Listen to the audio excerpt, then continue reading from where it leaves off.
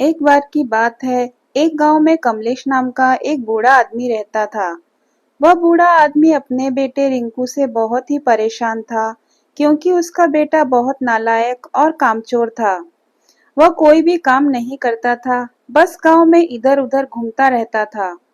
एक दिन उस बूढ़े आदमी ने अपने बेटे रिंकू को सबक सिखाने का सोचा। उसने अपने बेटे को अपने पास बुलाया और उससे कहा कि बेटा, घर के अंदर अलमारी में एक घड़ी रखी हुई है, तुम उसे निकाल कर लाओ। रिंकू घर के अंदर गया और उस घड़ी को निकाल कर लाया। फिर पिता ने उससे कहा कि अब तुम एक काम करो, इस घड़ी को तुम अपने साथ बाजार में लेकर जाओ और जितने भी लोग तुम्हें मिलेंगे उन सबको तुम इस घड़ी की कीमत पूछ कर आना।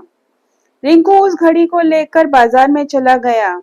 उसने बाजार में उन सभी लोगों से उस घड़ी की कीमत पूछी, तो किसी ने उस घड़ी की कीमत 500 रुपए बताई, तो किसी ने 1000 रुपए, तो किसी ने 800 रुपए। सभी लोगों ने उस घड़ी की कीमत अलग अलग बताई और कई लोगों ने उस घड़ी की कीमत एक जैसी बताई। वह लड़का अपने पिता कमलेश के पास वापस आया और उनसे कहा कि पिताजी, सभी लोगों ने इस घड़ी की कीमत अपने हिसाब से बताई है। किसी ने 500, किसी ने 1000, तो किसी ने 800 रुपए बताए। तब उस बूढ़े आदमी ने अपने बेटे से कहा कि बेटा, ठीक है, घड़ी को तुम अलमारी में रख दो और जाओ थोड़ा आराम कर लो। अगले दिन फिर से उस बूढ़े आदमी ने अपने बेटे को अपने पास बुलाया और उससे फिर से अलमारी से वह घड़ी लाने को कहा। लड़का फिर जाता है और अलमारी से घड़ी निकाल कर लाता है।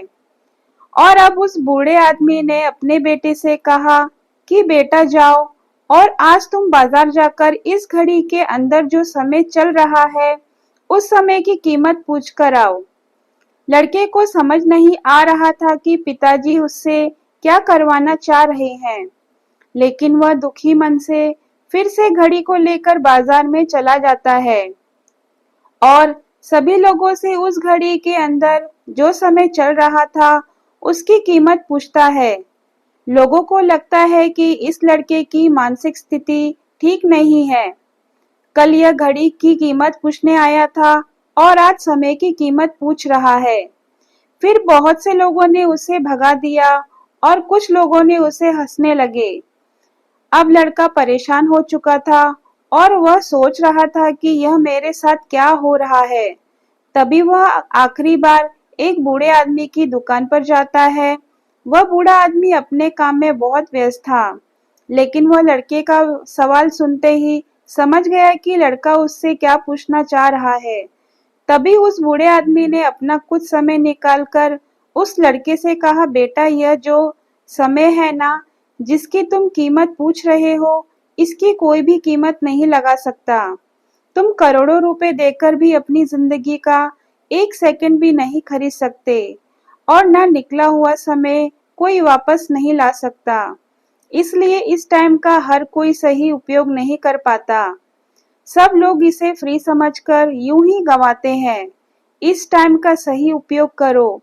टाइम की एक अच्छी बात है और एक बुरी बात है।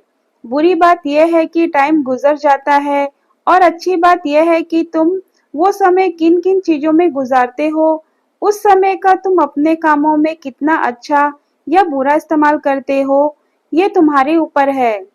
सभी लोगों के पास दिन में 24 घंटे का समय होता है, अमीर के पास भी और गरीब के पास भी। बस ये तुम्हारे साथ में है कि तुम उस टाइम में क्या क्या नया कर सकते हो। अपने हर एक पल का हिसाब रखो कि तुम उन्हें किन किन चीजों में उड़ा रहे हो। कहीं तुम अपना समय बर्बाद तो नहीं कर रहे। समय अगर तुमने खो दिया तो फिर वह समय वापस कभी नहीं आ सकता। इसलिए बेटा, जीवन में अपने समय का सही उपयोग करना। मैंने अपना समय निकालकर जो भी तुम्हें समझाया है उसे भी तुम वापस नहीं ला पाओगे। इसलिए इस समय को भी अब तुम वापस नहीं ला पाओगे। हाँ, बस तुम समय की बातों को हमेशा याद रख सकते हो और अपने जीवन में तुम इसे एक प्रेरणा या सबक समझ सकते हो। यह तुम्हारे ऊपर है। उस बूढ़े दुकानदार आदमी की सारी बातें सुनकर उस लड़के की आंखें खुल गई।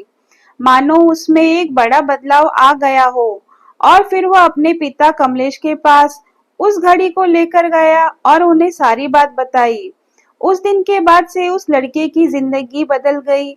तो दोस्तों कहते हैं कि टाइम सबके लिए फ्री है, लेकिन समय निकलते ही फिर वापस किसी भी कीमत पे नहीं ला सकते।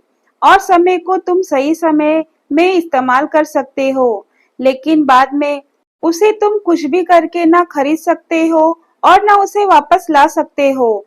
इसलिए अपने समय की कदर करो और उसे सही से इस्तेमाल करो, ताकि सही समय पर आप लोग उस समय का सही इस्तेमाल करके आगे बढ़ सको। अगर आपको मेरी वीडियो पसंद आए तो वीडियो को लाइक, शेयर और सब्सक्राइब करना ना भूलें।